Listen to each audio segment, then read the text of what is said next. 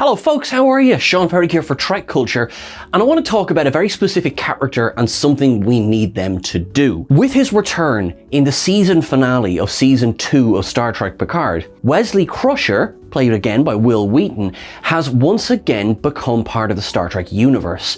So what's next? Well, in this video, I'm going to address why Wesley Crusher needs to be in Star Trek Discovery. Wesley appears to Kore, played by Issa Briones, in her 952nd role in Star Trek Picard. Toward the end of the episode, he explains to her that he is a member of a group of travelers, who of course were introduced back in the Next Generation first season episode, where no one has gone before. Wesley at this stage is a very different character. In fact, so different that there has been some criticism put on the portrayal in this episode. Wesley Crusher technically last appeared in Star Trek Nemesis, which came out in 2002. I say technically, no, he was there, it was a cameo role. But if you like, that role could have been played by a broom mop in a jacket, because he doesn't have any speaking lines in the released film. So actually, Wesley Crusher's real last appearance came in the episode of Journey's End, which is a 7th season episode of The Next Generation. I mean, we're basically talking about 30 years ago. And in that time, Wil Wheaton has grown up. He is now, Wil Wheaton's like, he's 50. He's 50. Anyway.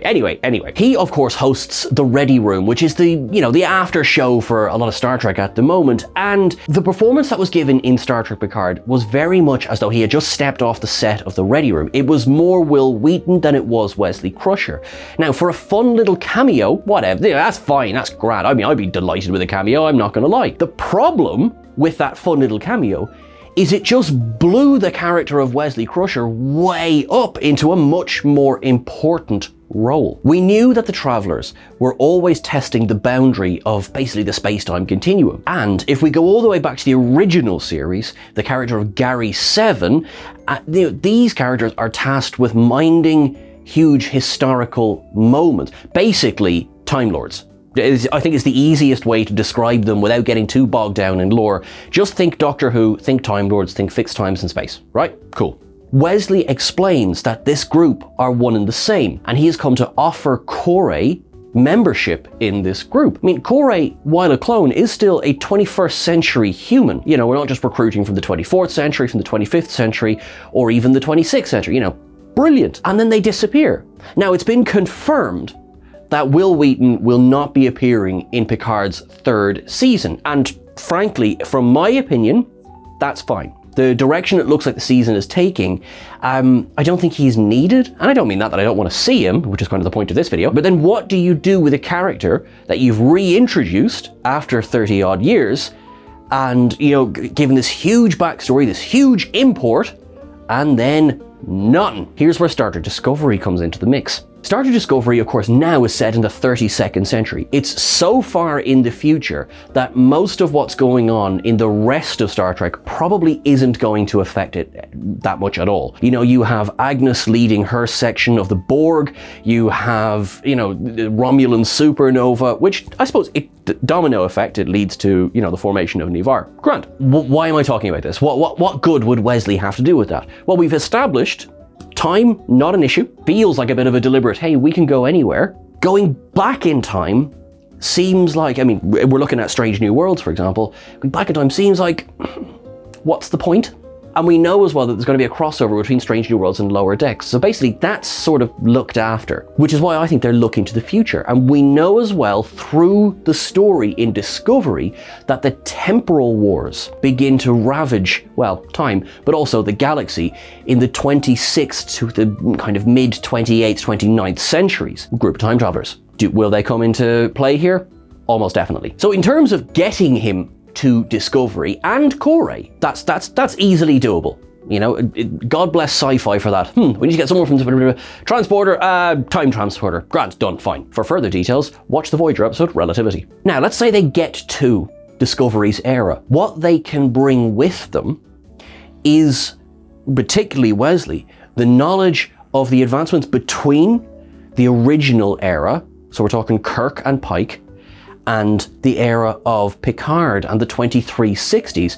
Alliance with the Klingons, we have so much of the Lost Era that needs to be explored. Make sure you check out our video on that. Now that will be well in the history books by the time we get to the 32nd century. You know, we know that the universe is starting to open up a little bit. We have the return of United Earth to the Federation. We have envoys about Ni'Var during the Federation as well. It's all looking very, very good. You can have Wesley standing there, who has come from a full Federation with from his point of view, contemporary explanations as to why everyone will work better in an alliance. And I think part of the strongest stories of Discovery to date have been about exploration and self-discovery. Where Discovery has stumbled somewhat has been over-reliance on battles and war. And then if you think about how season 4 finished and that glorious exchange between 10C and the crew of Discovery, I mean, that's pure Star Trek at its heart. Wil Wheaton's character of Wesley Crusher was created by Gene Roddenberry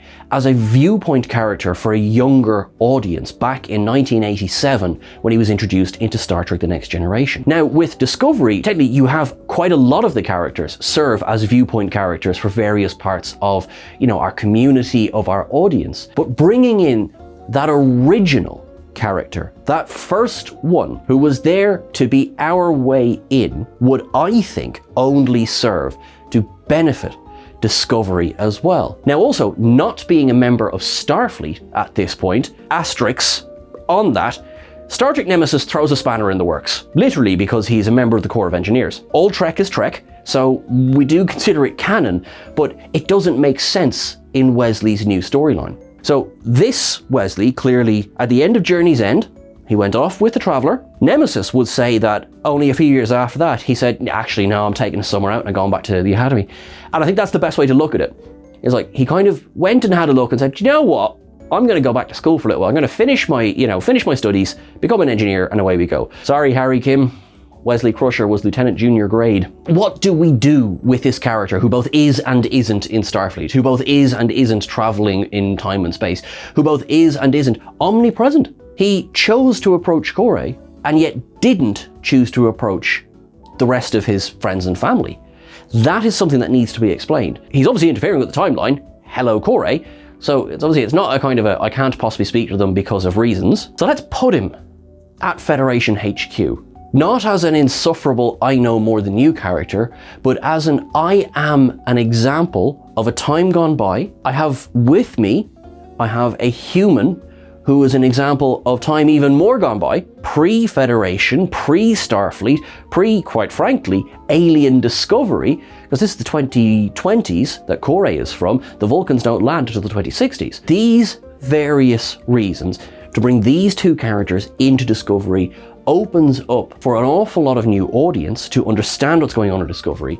It helps carry over legacy Trek into Discovery as well, without over-reliance on the original series. The original series seems to be the go-to, particularly, well, obviously Strange New Worlds, but for Picard and Discovery, there's been a lot of reliance on name-dropping Kirk, name-dropping Spock, things like that. There are other Star Treks there. Now, Picard obviously has 7 of 9, and there's an upcoming video as to why there should be spin-off series from Picard, so make sure you keep an eye out for that. This ties the universe together just that little bit more. Just that sense of we're all one happy franchise, and here's our way to connect them all.